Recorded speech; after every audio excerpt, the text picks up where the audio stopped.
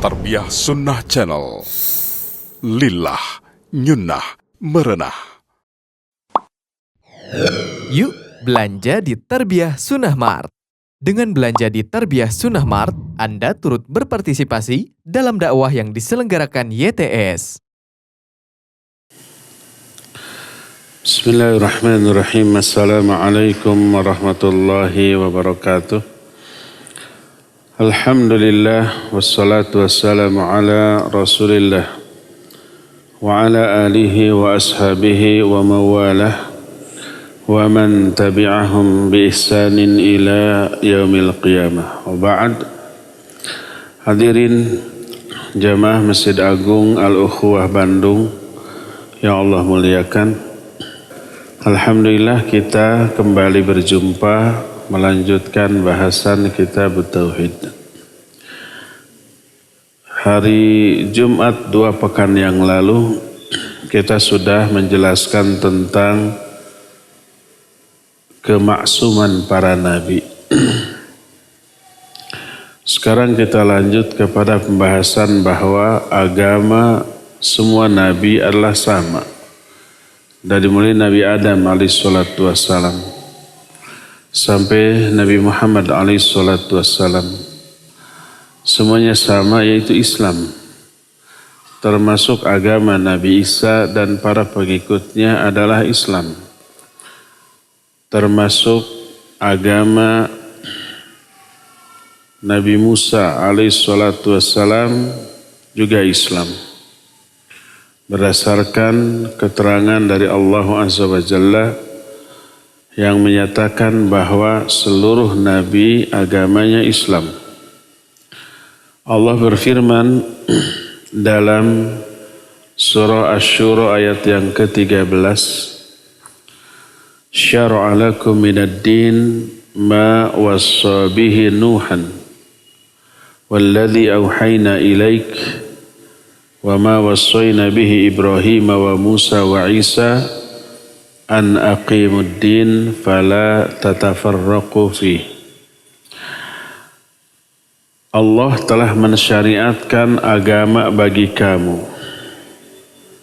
Agama ini pula yang telah Allah wasiatkan kepada Nuh dan telah kami wahyukan kepada engkau, hai Muhammad.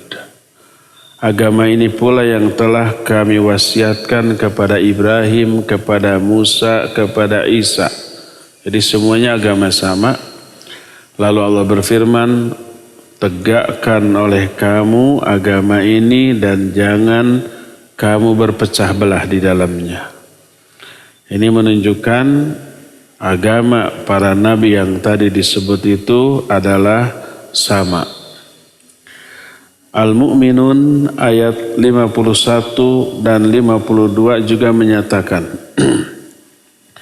Ya ayyuhar rusul, kulu minat thayyibat wa'malu sholiha.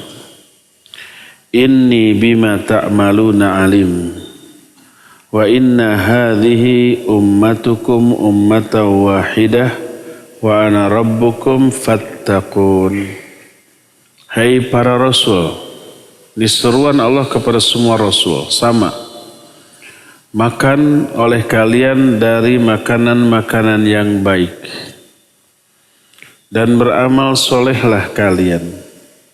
Sesungguhnya aku maha mengetahui terhadap apapun yang kalian lakukan. Sesungguhnya umat kalian, hai para rasul, adalah umat yang satu, yang sama. Seluruh umat para nabi sama. Apa intinya, isinya?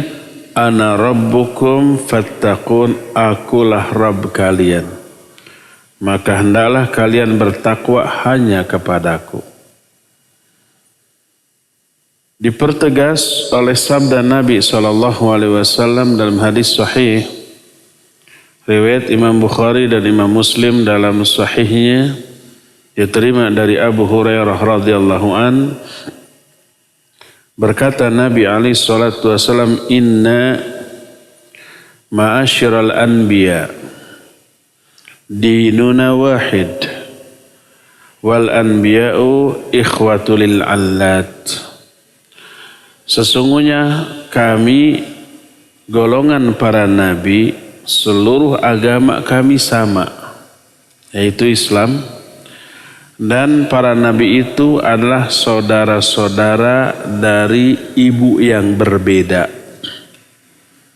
Maknanya ayahnya satu, tapi ibunya ada banyak. Saudara seayah, lahir dari rahim ibu yang berbeda, tapi dari ayah yang sama.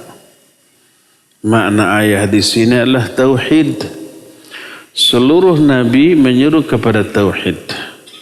Seluruh nabi mengatakan ya qaumi ibudullaha ma lakum min ilahin ghairuh. Para nabi menyatakan, wahai kaumku, tidak ada ilah yang lain yang layak disembah bagi kalian selain Allah. Maka sembahlah dia. Seluruh nabi mengatakan gitu. Semua nabi menyeru kepada tauhid. Tauhid inilah yang disebut dengan bapak dari ajaran yang dibawa oleh para nabi. Adapun ibunya berbeda-beda. Makna ibu di sini adalah syariatnya. Beberapa poin ketentuan antara satu nabi dengan nabi yang lain berbeda.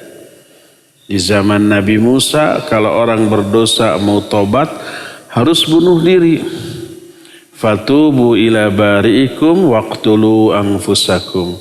Tobatlah kalian kepada Allah dan bunuh diri-diri kalian. Itu di zaman Nabi Musa. Syariatnya demikian.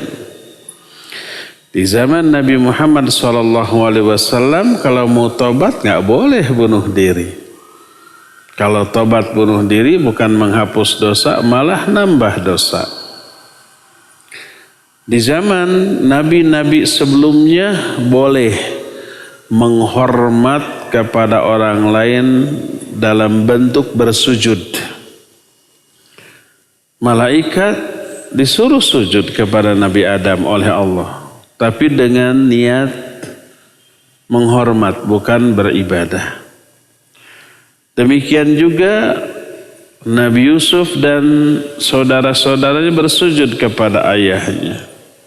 Saudara-saudara Nabi Yusuf bersujud kepada Yusuf dalam rangka menghormat.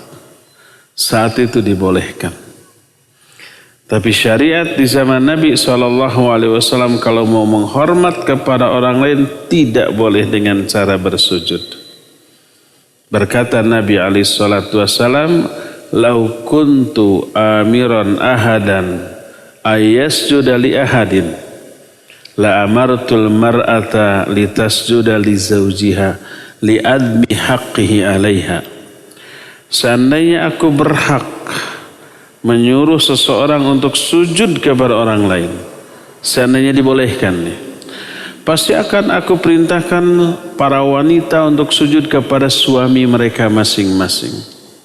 Saking besarnya hak suami atas istri-istrinya.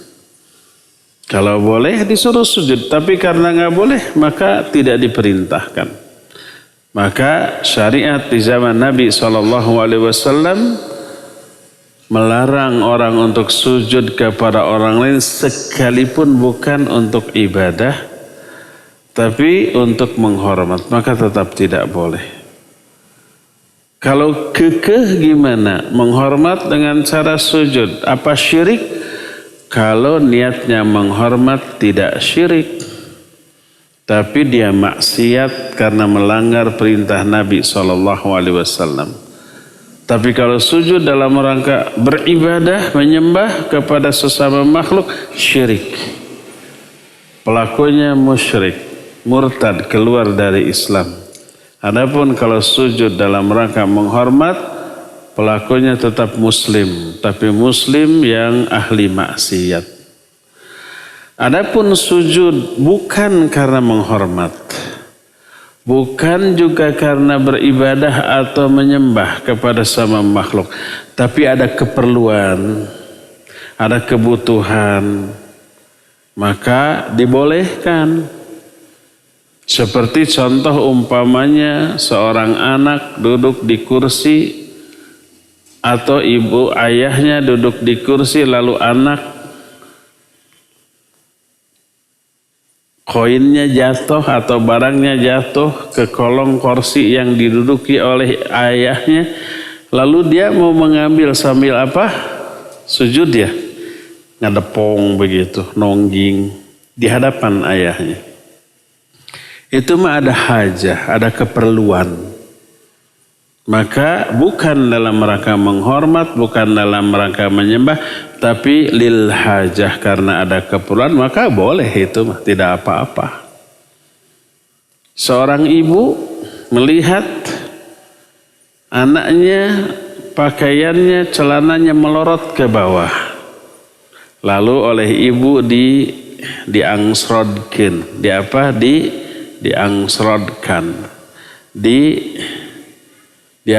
dinaikkan lagi. Dia harus bungkuk dulu di hadapan anaknya. Bungkuknya bukan menghormat, bukan ibadah, tapi ada hajah.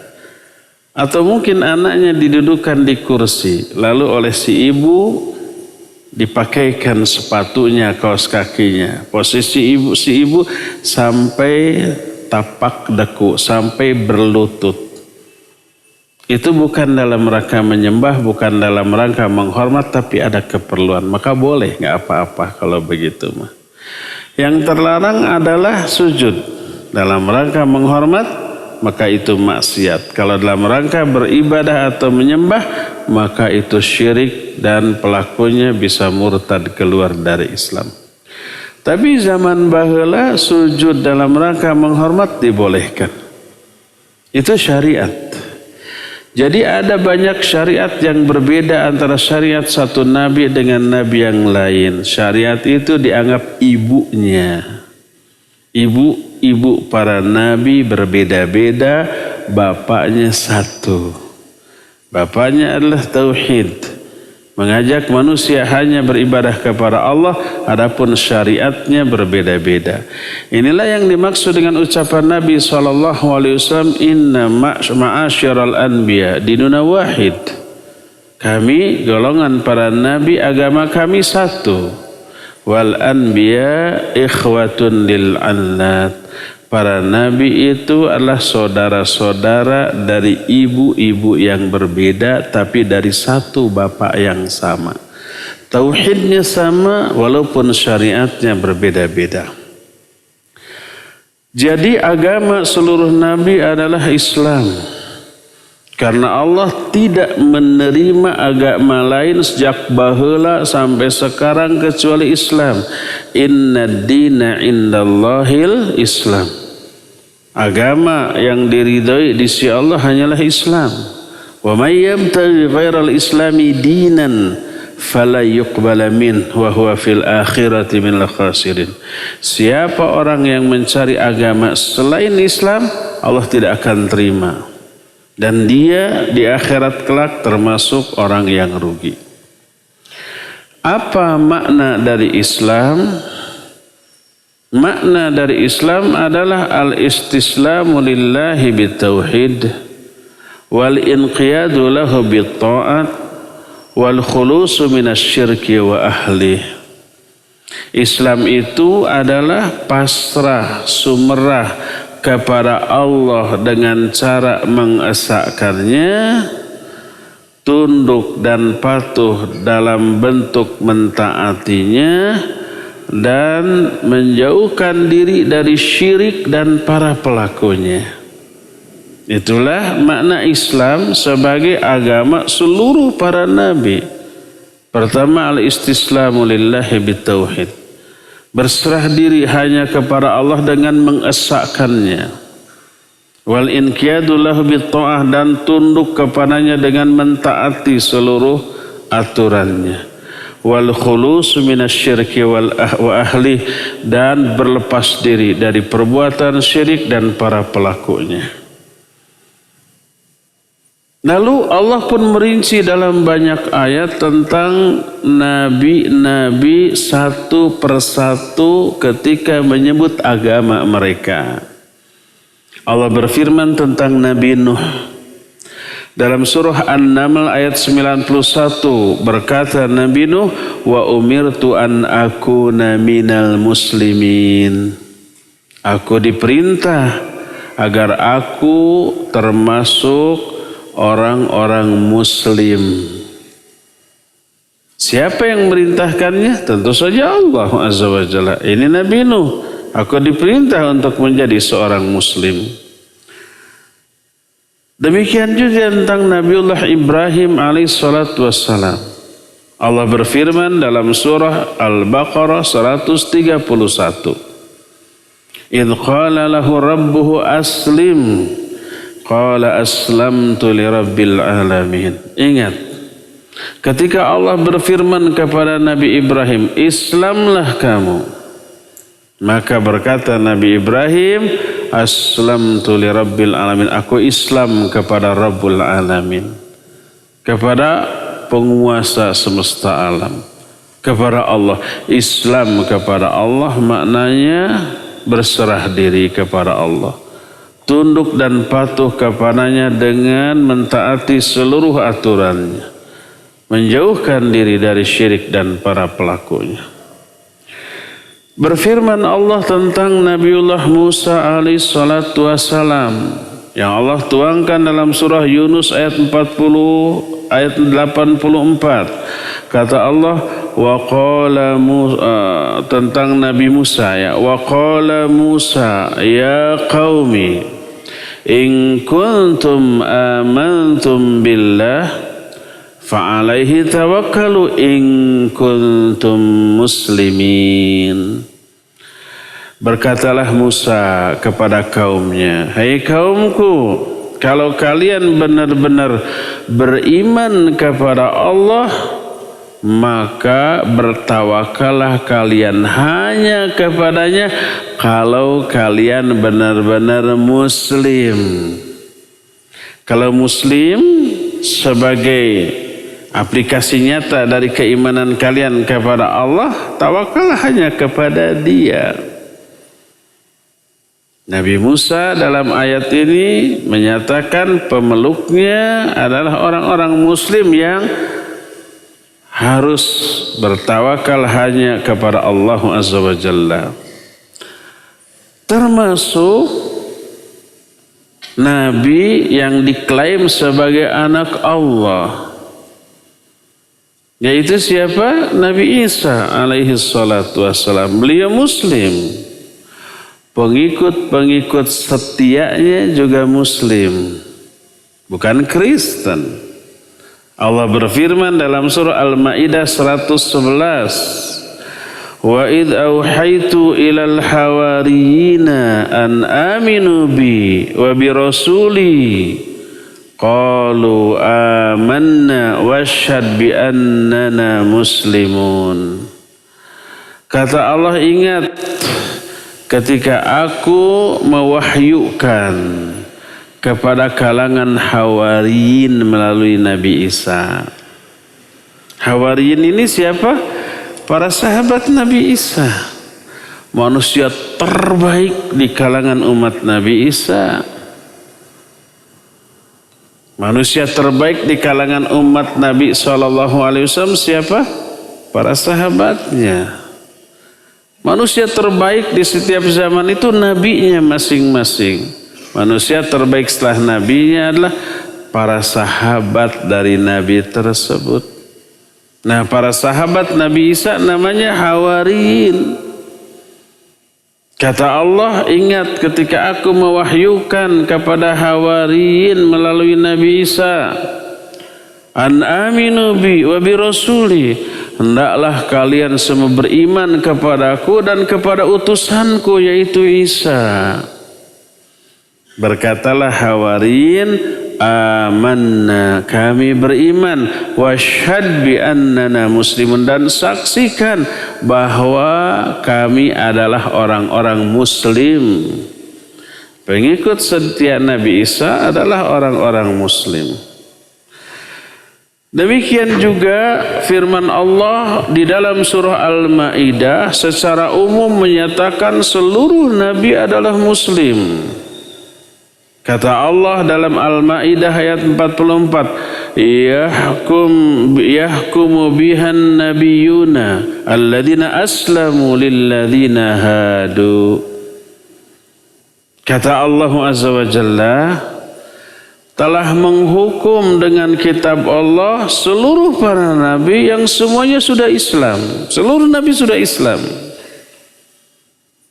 Berkata Allah Azza wa Jalla tentang kerajaan Saba, Ratu Bilqis, ketika diberi surat oleh Sulaiman, kemudian berkata Ratu Bilqis tersebut setelah tunduk dan patuh kepada Sulaiman, menyaksikan kebenaran sikap dan ajaran Nabi Sulaiman. Berkata Ratu Bilqis, Rabbi inni zalamtu nafsi wa aslamtu ma'a Sulaimana lillahi rabbil alamin.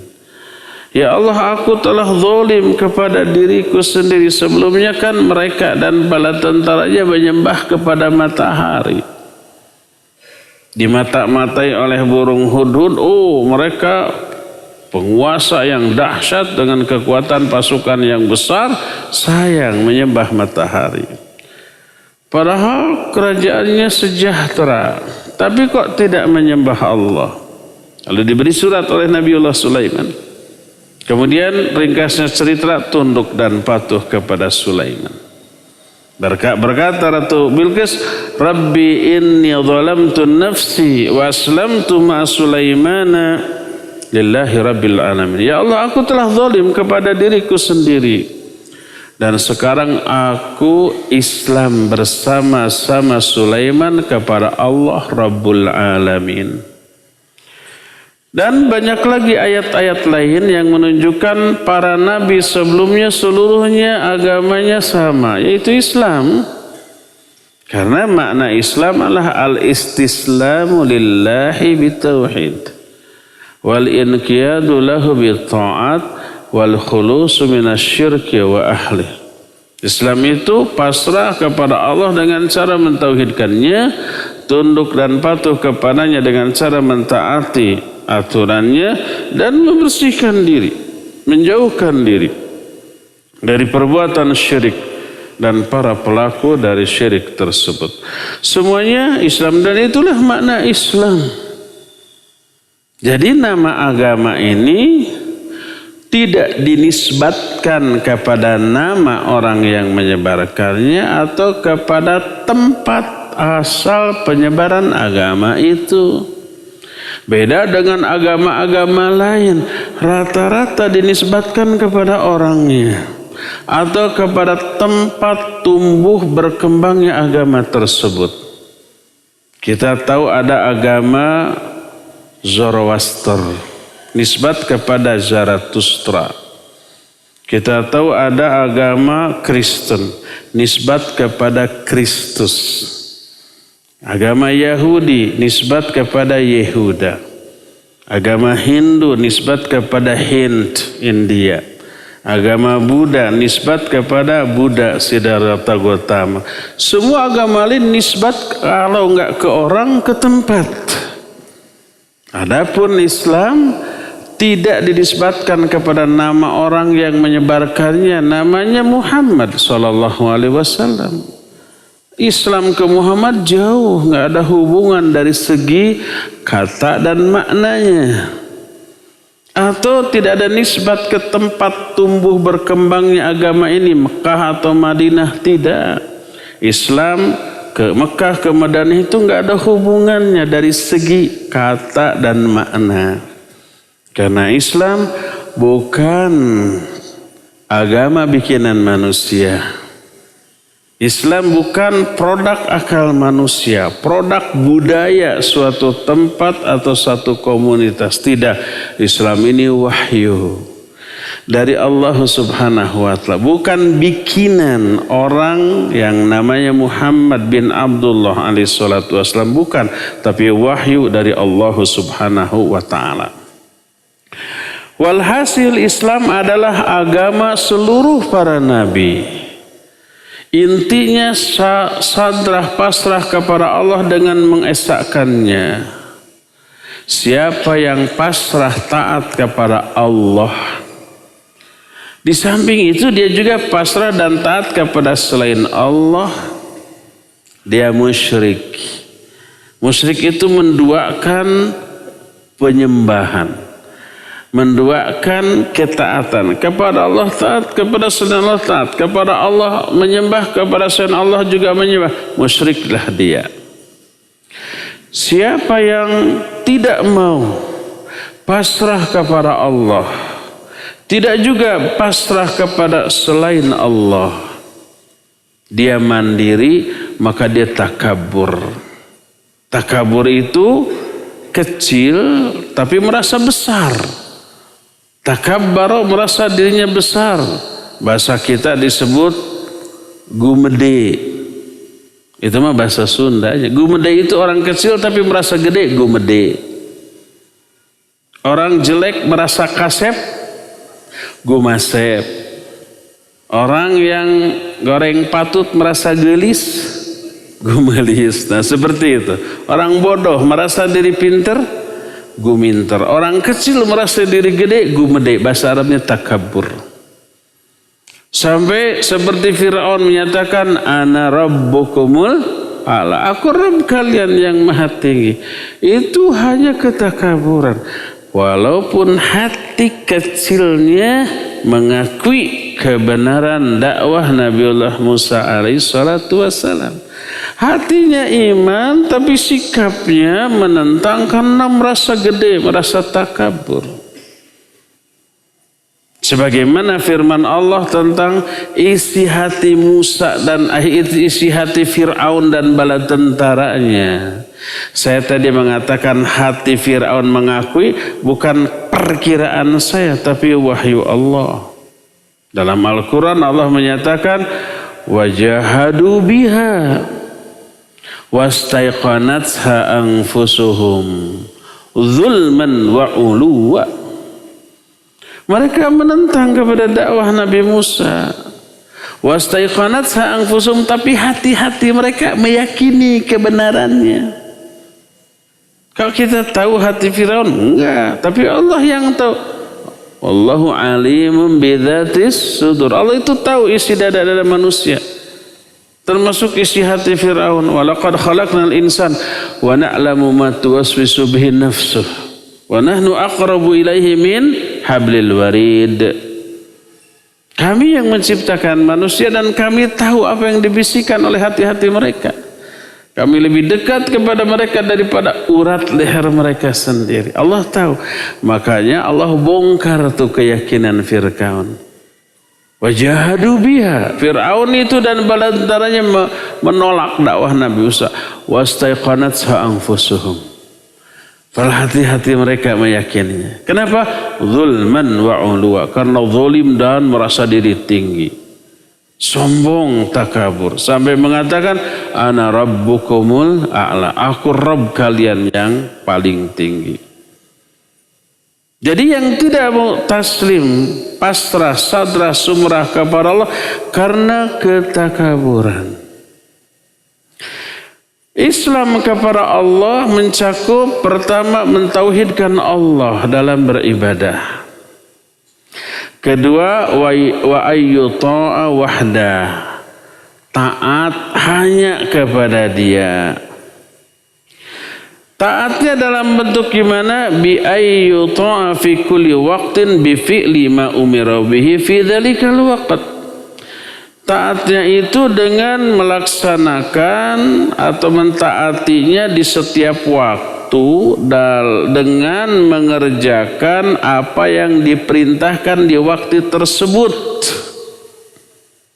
atau di zaman tersebut atau di rentang waktu tersebut, bisa bulanan, bisa tahunan.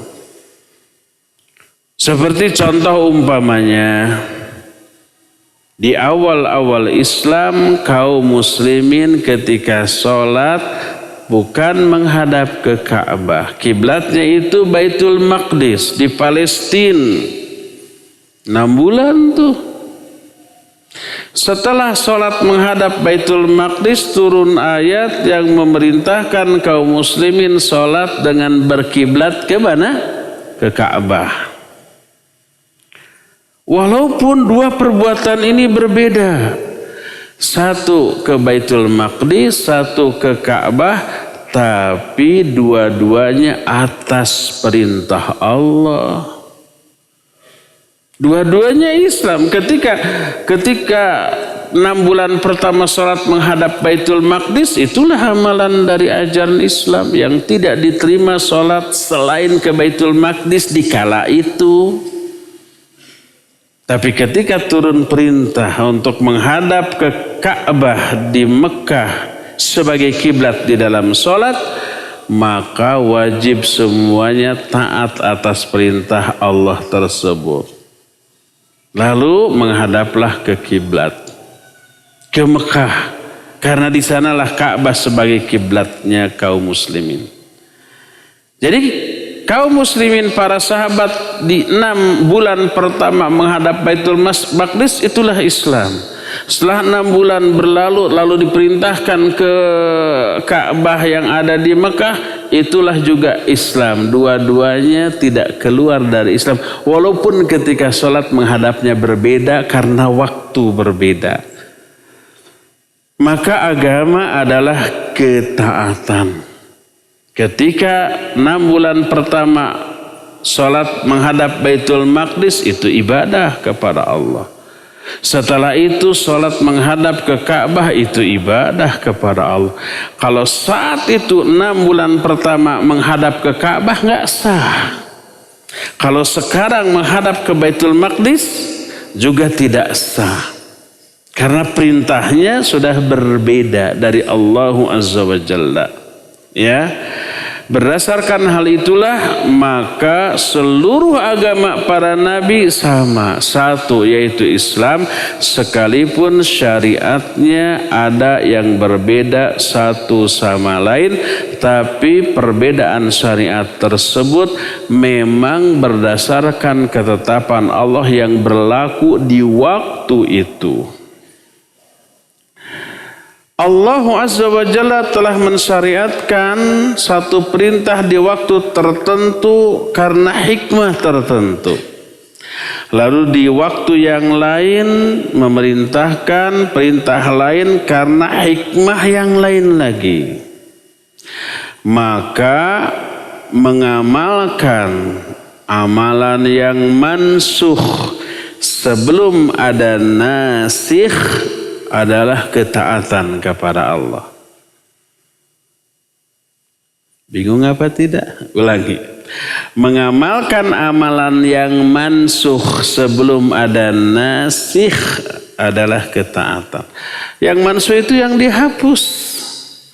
Yang nasikh yang menghapus. Mengamalkan amalan yang sudah dihapus, tapi penghapusnya ini penggantinya belum ada.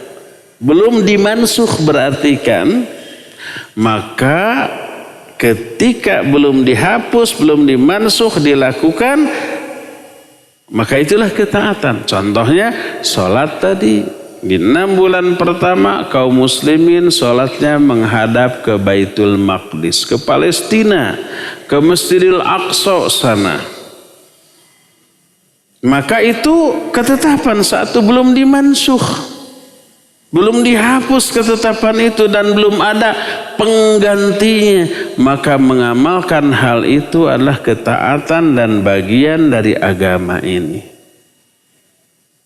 Sebaliknya, bila orang tetap berpegang teguh kepada ajaran yang sudah dimansukh, padahal sudah ada nasikhnya. Ajaran yang sudah dihapus padahal sudah ada penggantinya, maka keluarlah dia dari ketaatan. Karena amalan tersebut sudah dihapus dari syariat ini. Sebagai contoh yang tadi itu, kalau ada orang sekarang masih menghadap Baitul Maqdis ketika sholat, tidak sah, dan itu bukan bagian dari agama. Gak bisa berhujah, dulu juga para sahabat 6 bulan pertama ke sana. Iya baheula eta mah. Itu aturan yang dulu sudah dihapus, ada penggantinya ke Ka'bah. Kalau sekarang orang sujud dalam rangka beribadah, Terlarang. Lalu dia berhujah, dulu juga malaikat sujud ke Adam nggak dilarang oleh Allah, malah diperintahkan.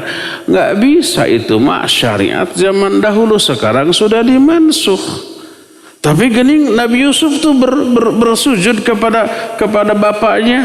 Iya, itu juga zaman baheula, masih berlaku saat itu. Sekarang mah sudah dimansuh. Dulu kalau kaum muslimin, para nabi perang melawan musuh lalu menang. Dapat tuh harta rampasan perang ya. Saat itu harta rampasan perang haram untuk dimakan. Tidak boleh dimakan. Harus dikumpulkan di suatu tempat terbuka. Setelah semuanya terkumpul, nggak tersisa satu pun, baru ada api yang menyambar dari langit, hangus sudah. Sebelum terkumpul semua belum ada api itu. Kita kan pernah membahas satu hadis dalam kitab dalam kitab Bulughul Maram apa ya, atau Riyadhus Shalihin, tentang gulul, tentang korupsi harta umat. Dahulu zaman Nabi itu, Nabi zaman bahula perang dibagi kepada beberapa regu pasukan, menang. Semua anggota pasukan mengumpulkan harta rampasan perang, kemudian dikumpulkan. Setelah terkumpul semua, Nabi tersebut berdoa. Kok api nggak datang juga, nggak nyamber juga tuh. Akhirnya Nabi ini berbicara kepada anggota pasukannya. Siapa yang masih menyembunyikan harta rampasan perang? Nggak ada yang ngaku. Akhirnya setiap komandan pasukan disalami oleh Nabi ini. Satu demi satu. Satu lepas. Pas suatu saat satu nggak bisa lepas. Di dalam pasukan kamu ada nih yang korupsi. Siapa? Tanya. Nggak ada yang ngaku. Disalami juga satu-satu. Sampai ada yang nggak bisa lepas. Ini kamu, apa yang kamu sembunyikan? Akhirnya dikeluarkan emas sebesar kepala sapi. Ada 1 gram? Kiloan itu, ya, baru dikeluarkan, baru ditaruh, ditumpukan harta rampasan perang. Setelah itu barulah datang api menyambar musnah. Harta rampasan perang haram bagi nabi-nabi sebelumnya. Tapi itu halal sekarang. Di zaman Nabi SAW diatur oleh Al-Quranul Karim. Wa'lamu. Ada apa ledakan? Wa'lamu annama ghanimtum min syai'in fa anna lillahi khumusahu walir rasul walidil qurba wal yatama wal masakini wabdis sabil. Surah Al-Anfal ayat 41. Ketahuilah bahwa ghanimah ini 1/5-nya milik Allah, milik Rasul, milik kerabat dan seterusnya disebut di dalam ayat itu. Halal. Selebihnya dibagikan kepada kaum muslimin. Haramnya ghanimah sudah dihapus. Bolehnya sujud dalam rangka menghormat sudah dihapus. Termasuk bolehnya sholat menghadap Baitul Maqdis sudah dihapus. Maka mengamalkan ajaran yang mansuh setelah ada nasikh bukanlah bagian dari agama ini. Bukan merupakan ketaatan kepada Allah Subhanahu wa ta'ala. Maka disebutkan oleh para ulama, faman tamassaka bil mansukh wa tarakan nasikh falaysa huwa ala dinil Islam wala huwa muttabi'un li ahadi minal anbiya walihadza kafarul yahud wan nasara li'annahum tamassaku bisyar'in mubaddal mansukh. Siapa orang yang masih berpegang teguh kepada ajaran yang sudah dihapus, meninggalkan ajaran yang menghapusnya, maka itu bukanlah agama Islam dan bukan pengikut salah seorang pun di antara para nabi. Oleh karena itu dianggap Yahudi kafir, dianggap Nasrani kafir karena mereka berpegang teguh kepada agama yang sudah dimansukh, yang sudah diganti dengan agama baru, dengan Rasul yang baru. Mereka bukan lagi mengamalkan ajaran Allah karena zamannya, waktunya sudah berbeda. Jadi Allah Azza wa Jalla menetapkan syariat bagi setiap umat dengan ajaran yang sesuai dengan keadaan dan waktu mereka masing-masing. Maka jadilah agama di waktunya masing-masing dengan nabinya masing-masing menjadi penjamin kemaslahatan kehidupan umat di zaman itu. Terus kalau zaman berlalu, nabinya juga sudah meninggalkan umatnya, wafat, dipanggil oleh Allah Azza wa Jalla, maka Allah mengganti dengan Rasul yang baru, dengan syariat yang baru sampai kepada waktu yang ditentukan. Dan terakhir sampai diutusnya Nabi kita Muhammad SAW sebagai penutup para nabi kepada seluruh umat manusia di seluruh permukaan bumi, waktunya terbentang sampai hari kiamat. Allah menetapkan syariat bagi Nabi SAW dengan syariat yang universal, berlaku kemaslahatnya untuk setiap zaman dan tempat, tidak akan diganti lagi, tidak akan dimansukh lagi. Maka tak boleh ada seorang pun penduduk bumi ini kecuali hanya mengikutinya dan beriman kepada ajaran Nabi SAW. Allah berfirman dalam Al-Quran surah Al-A'raf 158. Kata Allah, Qul ya ayyuhan nas inni rasulullahi ilaikum jami'an. Katakan oleh Muhammad, hei manusia. Tidak dikatakan hei kaumku, tidak. Kalau Nabi sebelumnya, Nabi Musa, Nabi Isa, Nabi Ibrahim menyatakan hei kaumku. Tapi Nabi Muhammad, ya ayuhan nas, hei manusia, semua manusia, aku utusan Allah kepada kalian semuanya, seluruhnya. Dan diutusnya beliau itu rahmat bagi kita semua, sebagaimana firman Allah, wa ma arsalnaka illa rahmatan lil alamin. Aku tidak mengutus engkau, hai Muhammad, kecuali sebagai rahmat bagi seluruh alam. Bukan hanya untuk orang Arab saja, apalagi orang Mekah Madinah saja, enggak. Untuk seluruh alam. Pemberi kabar gembira, pemberi peringatan bagi seluruh manusia. Surah Saba ayat yang ke-28 menyatakan, wa ma arsalnaka illa kafatan linnas basyira wa nadhira. Tidaklah kami utus engkau, hai Muhammad, kecuali kepada seluruh umat manusia. Bukan hanya untuk orang Arab saja, bukan hanya untuk suku Quraisy saja, bukan hanya penduduk Mekah Madinah saja, tapi seluruh manusia. Kafatan linnas basyira wa nadhira. Pemberi peringatan, pemberi kabar gembira dan pemberi peringatan. Pemberi kabar gembira melahirkan roja, bukan roja radio. Apa makna roja? Harapan. Pemberi peringatan menimbulkan rasa khauf atau khasyah, takut, kecemasan. H2, C2, harap-harap, cemas-cemas.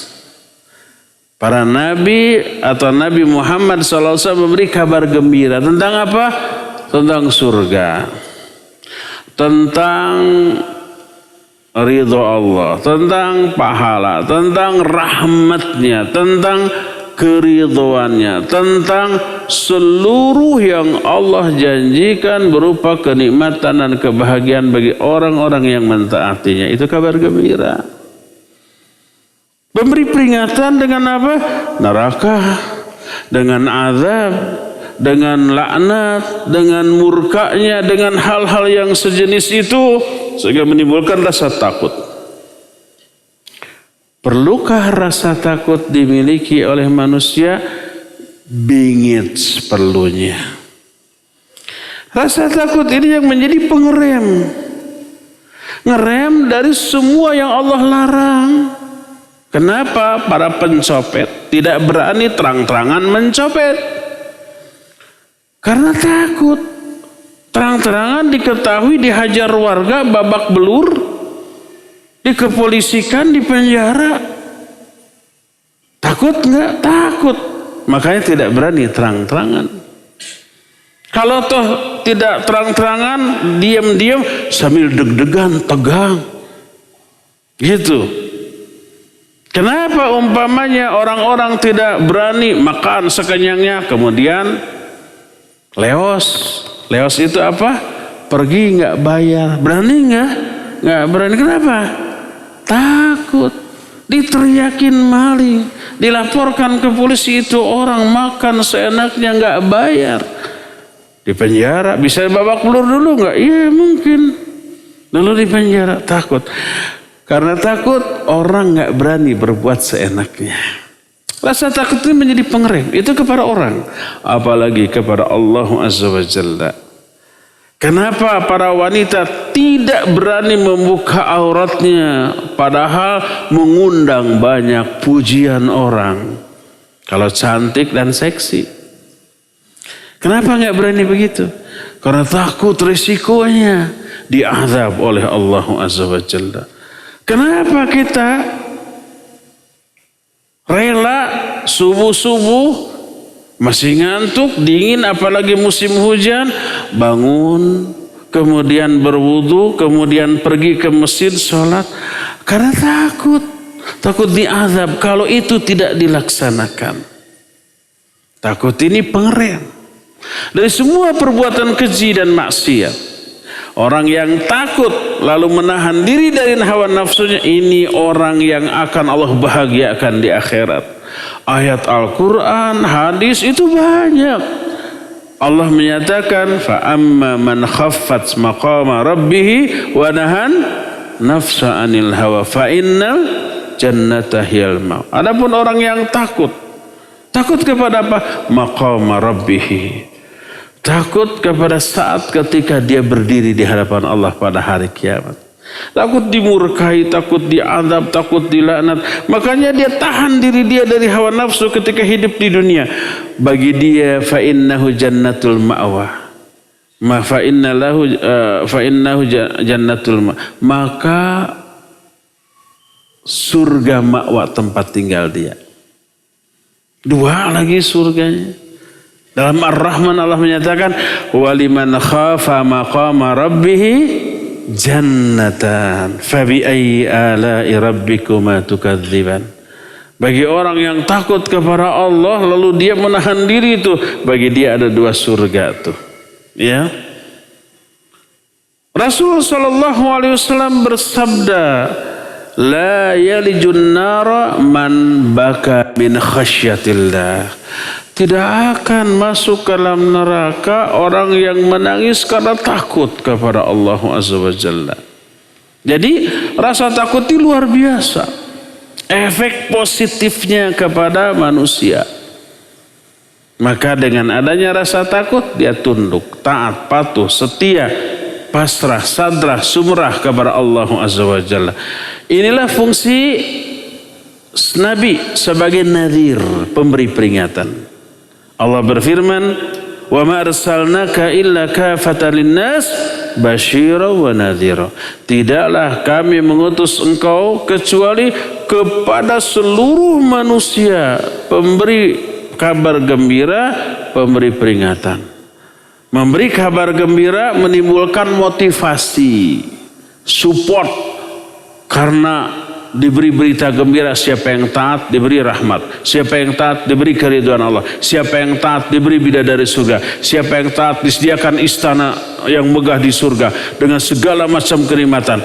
Itu memberi dorongan nggak untuk beramal? Iya. Tidak hanya dorongan, ada ancaman. Siapa yang tidak taat diancam, diazab. Maka dua, apanya?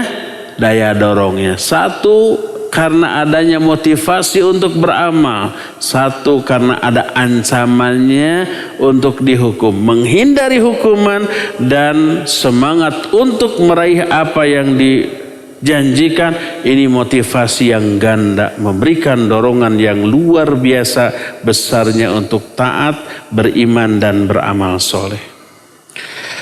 Allah pun berfirman dalam surah Al-Ahzab ayat yang ke-40. Kata Allah, "Ma kana Muhammadun aba ahadim min rijalikum walakinna Rasulullah wa khataman nabiyyin."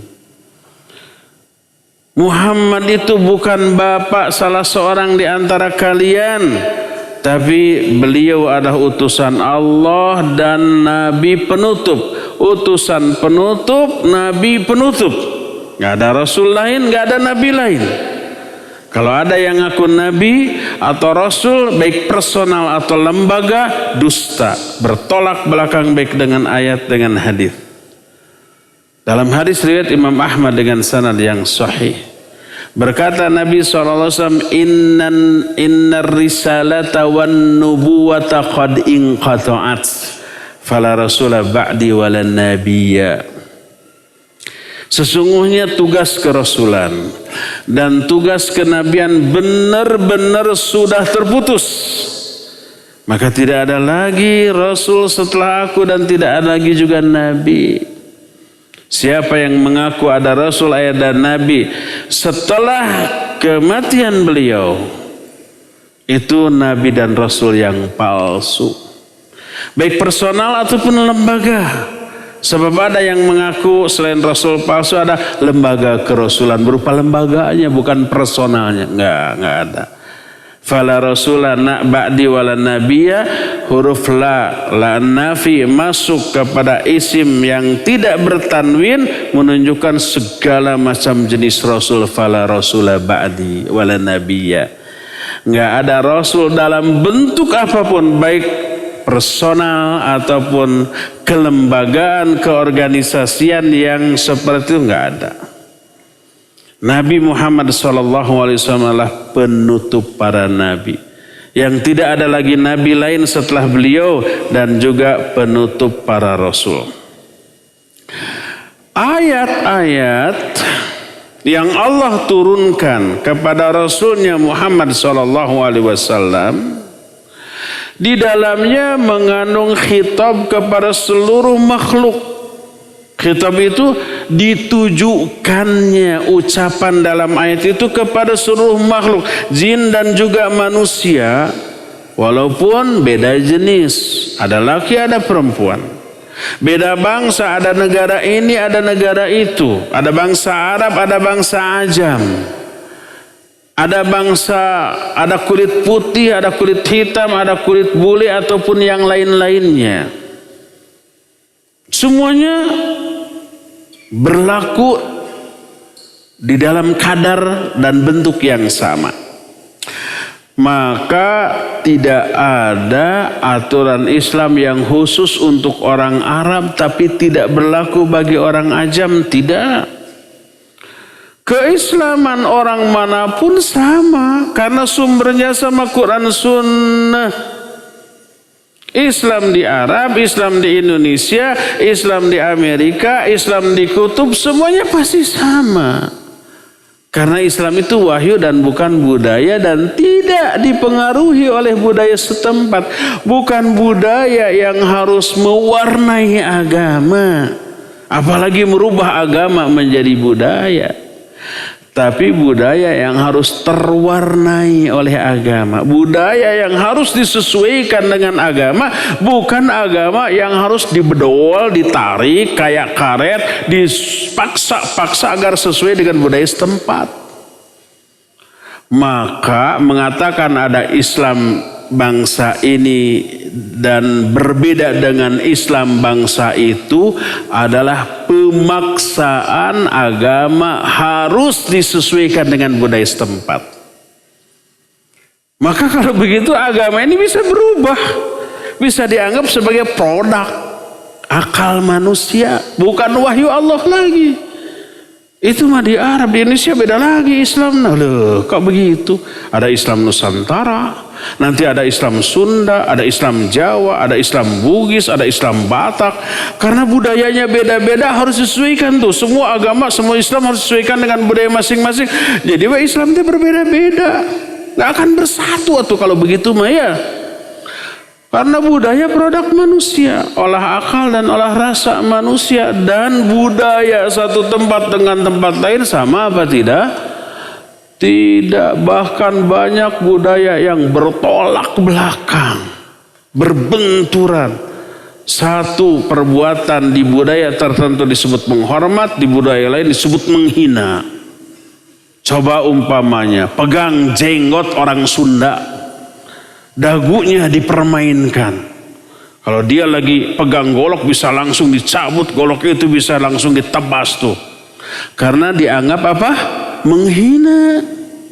Makanya menghina dalam bahasa Sunda disebut asa dicoogado, serasa dagunya dipermainkan, itu menghina.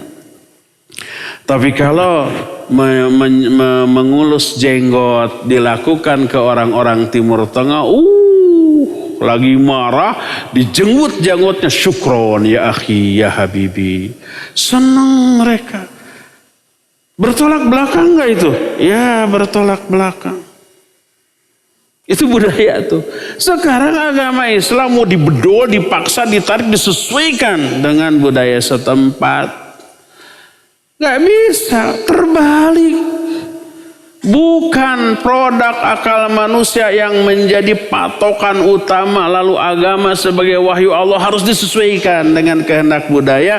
Sebaliknya dong, budaya yang harus disesuaikan dengan agama Islam, budaya yang harus terwarnai oleh Islam, bukan sebaliknya.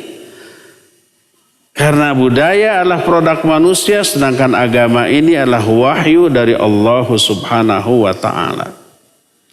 Jadi seluruh ayat dan hadis ditujukan kepada seluruh makhluk, jin dan manusia. Walaupun jenis kulitnya berbeda, warnanya maksudnya. Suku bangsanya berbeda, bahasanya berbeda, warna kulitnya berbeda, budayanya berbeda, maka seluruh istilah Islam, kafir, fasik, muslim, munafik, dan yang seterusnya itu berlaku untuk seluruh bangsa, seluruh warna kulit, seluruh budaya. Itu sama, karena sumbernya sama.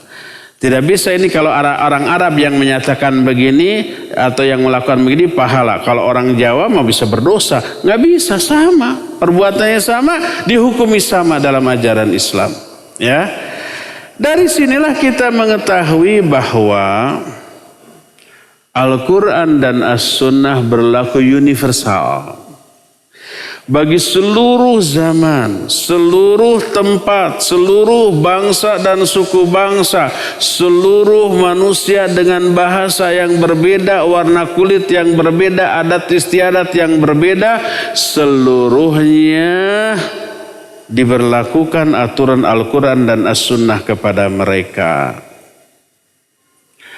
Tapi bukankah Al-Quran itu diturunkannya dengan lisan orang Arab?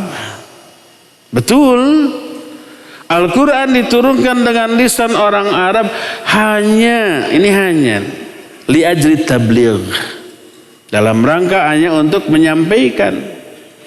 Karena yang diutus, Nabi yang diutusnya orang Arab, jadi pertama kali ya tentu saja Nabi ini yang harus menyampaikan ke tengah kaumnya, pertama kali ke lingkaran terdekat.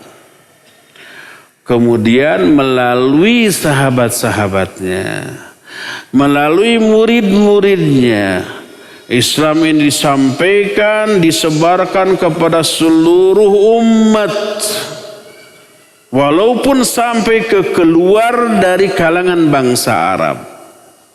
Allah memerintahkan Islam ini pertama kali disampaikan ke tengah kaumnya, kemudian disampaikan ke lingkungan yang lebih jauh lagi, maka disampaikannya Islam pertama kali kepada lingkungan orang Arab, bukan kekhususan agama ini khusus untuk mereka, wa innama litadarruj fit tabligh, tapi untuk melalui tahapan-tahapan dalam menyampaikan agama ini.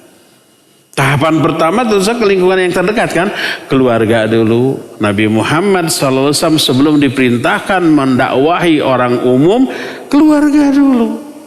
Setelah keluarganya didakwahi, ada yang menerima, ada yang menolak. Kalau toh masih ada yang menolak, ya tidak berarti stag dakwah di sana, enggak. Di keluarga Nabi SAW ada yang menolak dakwahnya, ada. Pamannya siapa? Musuh besarnya Abu Jahal, Abu Lahab itu masih kerabatnya. Ada yang menolak tidak berarti terhenti dakwah di sana. Nggak boleh dulu keluar. Toh anggota keluarganya ada yang belum terdakwah, enggak, lanjut terus ke lingkaran tetangga-tetangganya, ke suku bangsanya, keluar suku bangsanya, keluar kota Mekah sampai hijrah ke Madinah, kemudian menyebar. Dakwah awal ke orang Mekah, ke keluarganya bukan khusus untuk mereka, tapi dalam rangka melaksanakan dakwah secara bertahap. Maksud dari semua uraian tadi adalah bahwa agama para nabi alaihi wassalatu wassalam satu, yaitu Islam. Dengan makna mengikhlaskan, memurnikan ibadah hanya untuk Allah Azza wa Jalla. Melarang dari perbuatan syirik, kufur dan fasad.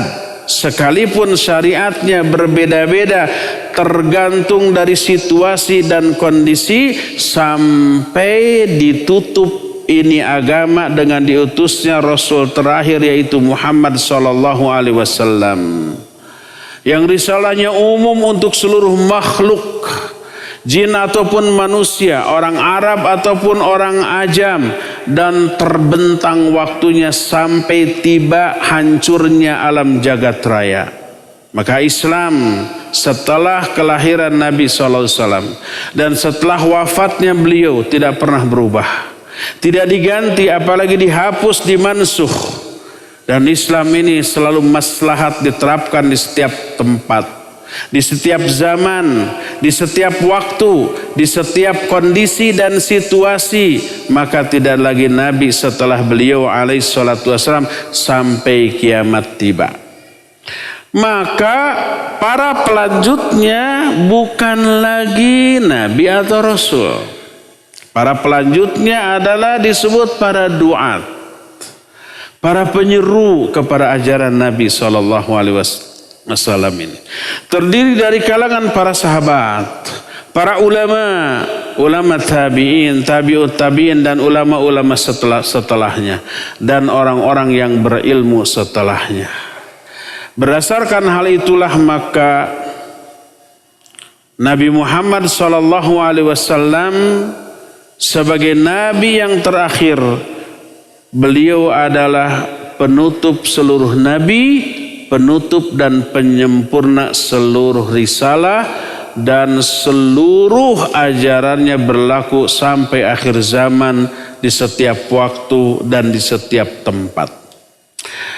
Berdasarkan hal itulah maka ketika nabi-nabi sebelumnya masih hidup, para nabi sebelumnya meyakini bahwa pengikutnya ini akan melahirkan anak cucu turunannya yang akan setia kepada ajaran nenek moyangnya, yaitu pengikut Nabi Isa.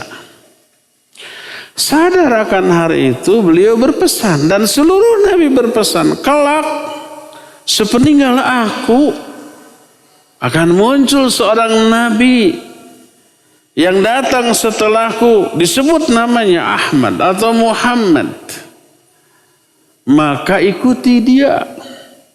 Tapi Nabi Isa juga sudah tahu akan banyak pengikutnya yang mengingkari, walaupun tidak bisa membantah hujah Nabi Muhammad SAW, maka setiap orang yang sudah mentok akalnya, keilmuannya, hujahnya sudah tidak mampu lagi membantah dakwah yang hak ini, yang tersisa lontaran tuduhan, cacian, makian dan fitnahan. Berkata Nabiullah Isa yang Allah abadikan dalam Al-Quran surah As-Saff ayat yang ke-6. Allah Azza wa Jalla menyatakan tentang Nabiullah Isa, ya Bani Israel, inni Rasulullahi ilaikum musaddiqan lima baina yadayhi minat Taurat wa mubashiran bi rasulin ya'ti min ba'di ismuhu Ahmad. Falamma ja'ahum bil bayinat qalu hadza sihrun mubin. Ingat ketika Nabi Isa berkata kepada kaumnya, hai Bani Israel, sesungguhnya aku adalah utusan Allah kepada kalian yang membenarkan apa-apa yang ada di tanganku berupa Taurat. Dan aku memberi kabar gembira kepada kalian dengan akan datangnya seorang Rasul setelah aku, namanya Ahmad. Itulah Nabi Muhammad SAW. Jangan sampai setiap yang namanya Ahmad kegeeran dengan ayat ini. Aduh gening saya teh Rasul. Ini bukan itu. Muhammad SAW. Falamma ja'ahum bil bayinat, ketika Rasul akhir zaman yang namanya Ahmad atau Muhammad datang dengan membawa keterangan yang jelas, mereka menuduh hadza sihrun mubin, ini sihir yang hebat. Jadi ketika kapabilitas ilmiahnya mentok, nggak bisa lagi membantah kebenaran dakwah, itulah karakter orang-orang yang seperti itu.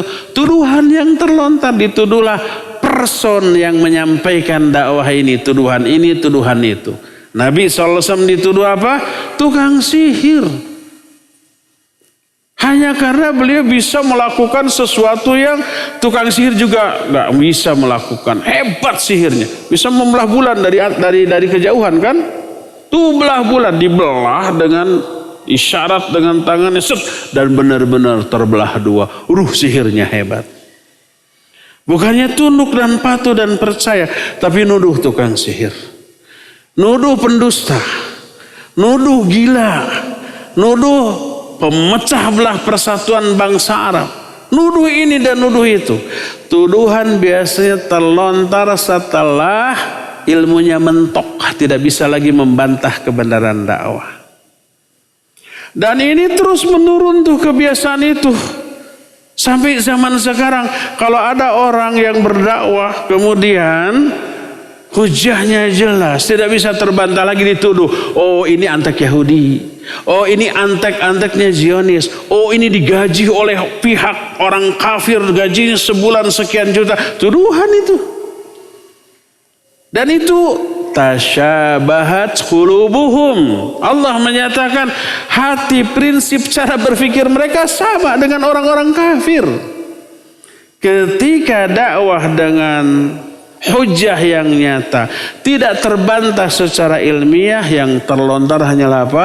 Tuduhan. Seperti yang dilakukan oleh semua penentang dakwah para nabi, melontarkan tuduhan kepada nabi yang tuduhan itu jauh panggang dari api, jauh dari kebenaran. Mengatakan nabi pendusta adalah sesuatu yang bertolak belakang dengan kenyataan, karena semua orang tahu beliau orang yang paling jujur. Yang menggelari nabi dengan sebutan Al-Amin siapa? Orang kafir Quraisy sebelum beliau diutus menjadi nabi. Menuduh beliau dengan sebutan tukang syair, jauh dari kenyataan beliau bukanlah tukang syair.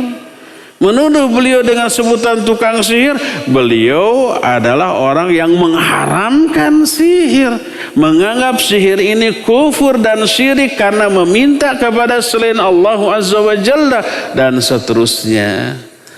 Maka lontaran tuduhan hanyalah ibarat buih di atas lautan yang kelak akan terhempas dengan arus dan hilang, walaupun akan muncul lagi tuduhan lagi dengan sesuatu yang tidak sesuai dengan fakta, tidak sesuai dengan kenyataan. Inilah penjelasan yang menerangkan bahwa agama para nabi seluruhnya sama, ya. Insya Allah nanti di pertemuan yang akan datang kita akan menerangkan beberapa keistimewaan Nabi akhir zaman, yaitu Muhammad SAW, yang tidak dimiliki oleh nabi-nabi sebelumnya. Untuk sekarang cukup sampai di sini saja, dan sisa waktu yang ada kita akan gunakan untuk tanya jawab. Kepada Al-Akh Al-Fadil Fawas di Cilengsi dipersilakan untuk memandu tanya jawab dengan pendengar dan pemirsa. Wassallallahu ala nabiyina Muhammadin wa ala alihi wa ashabihi wasallam. Silakan Fawas. Silakan dari penelpon terlebih dahulu kami coba sapa 0218236543. Silakan. Halo, assalamualaikum. Waalaikumsalam warahmatullahi wabarakatuh. Silakan, dengan siapa, dari mana Bapak? Ini dengan Abu Faruk di Cikarang, Bekasi. Silakan Pak Abu Faruk. Barakallahu fiik Ustaz. Wa fiik Barakallah. Tadi disampaikan ada ajaran yang mansuh ya. Anak ingin menanyakan dua syariat Islam, apakah masih sesuai dengan zaman ini? Yang pertama adalah mengenai syariat budak, karena kalau ditinjau dari zaman sekarang melanggar hak asasi manusia. Yang maksudnya gugat cerai begitu ya Pak ya? Perbudakan ya. Perbudakan. Ya, perbudakan. Apakah masih sesuai dengan zaman ini? Yang kedua adalah menikahi wanita ahli kitab. Bagi laki-laki muslim diperbolehkan untuk menikahi perempuan ahli kitab Yahudi dan Nasrani. Sementara madorotnya itu sangat besar, karena nanti bisa melahirkan anak-anak yang non-muslim ngikutin agama ibunya. Nah, bagaimana dengan dua hal ini? Iya. Katakan baik. Syukran wa jazakallahu khairan. Wa iyyakum barakallahu. Assalamualaikum warahmatullahi wabarakatuh. Waalaikumsalam warahmatullahi wabarakatuh. Terima kasih Bapak Abu Faruk, silahkan Ustaz. Iya, Pak Abu Faruk di Cikarang, Bekasi. Barakallahu fiik. Ada dua bagian dari syariat Islam, apakah sudah mansukh atau belum? Pertama, perbudakan. Yang keduanya adalah menikahi wanita ahlul kitab, ya, yang dahulu dihalalkan. Pertama, tidak ada ayat atau hadis yang memansuh syariat perbudakan. Tapi ayat-ayat dan hadis yang mengatur perbudakan seluruhnya menggiring kepada pembebasan perbudakan. Dilihat dari pertama, syariat Islam melarang setiap orang untuk memberi tugas kepada budaknya melebihi kemampuannya. Memerintahkan mereka untuk berbuat lemah lembut dan sebaik-baik muamalah kepada budaknya.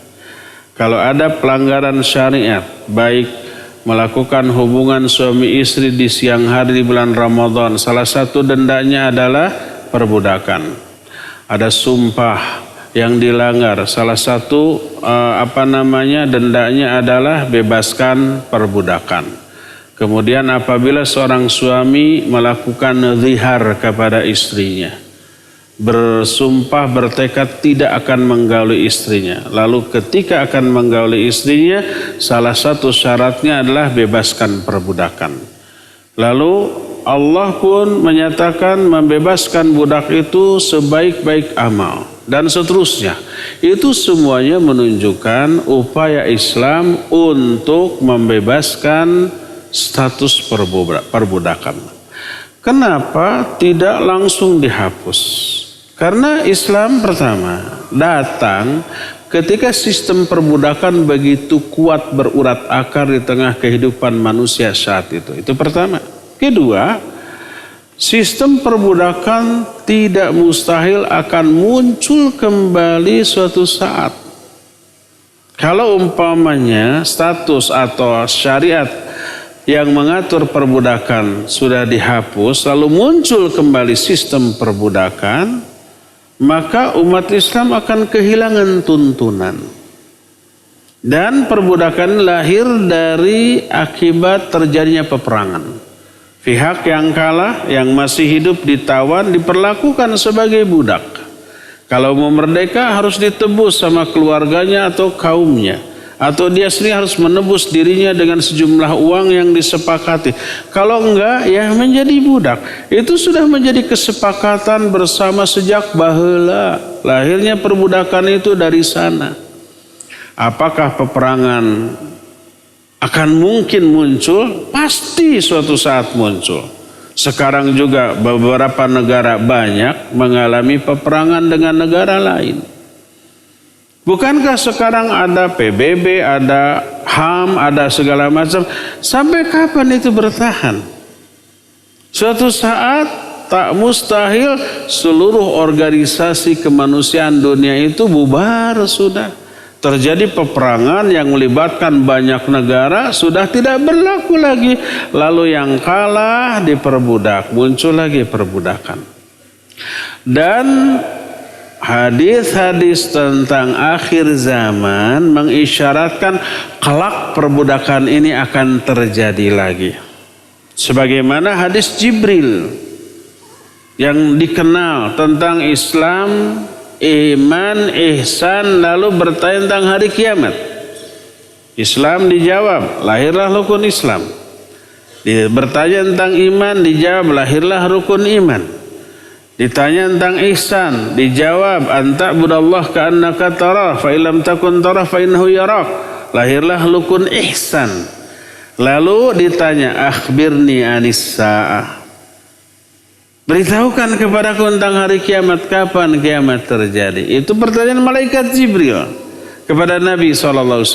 Oleh beliau dijawab, mal mas'ulu anha bi'alama minas sa'il.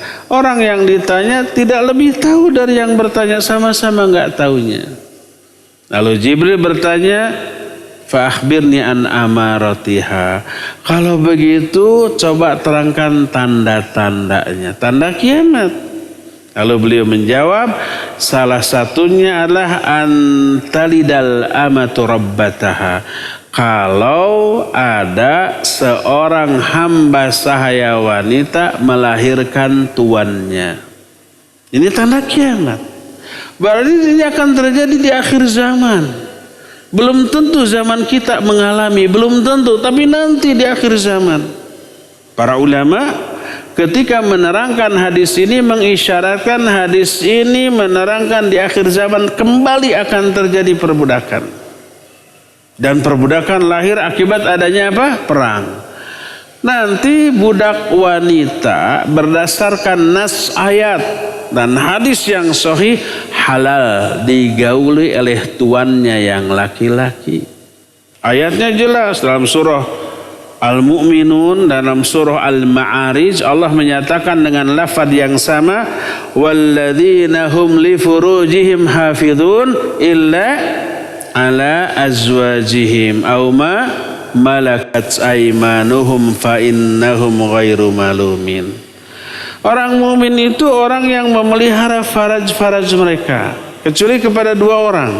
Pertama kepada istri-istri mereka, kedua kepada hamba-hamba sahaya yang mereka miliki. Fa innahum ghairu malumin, kepada kedua orang ini tidak tercela, halal. Istrinya halal digauli.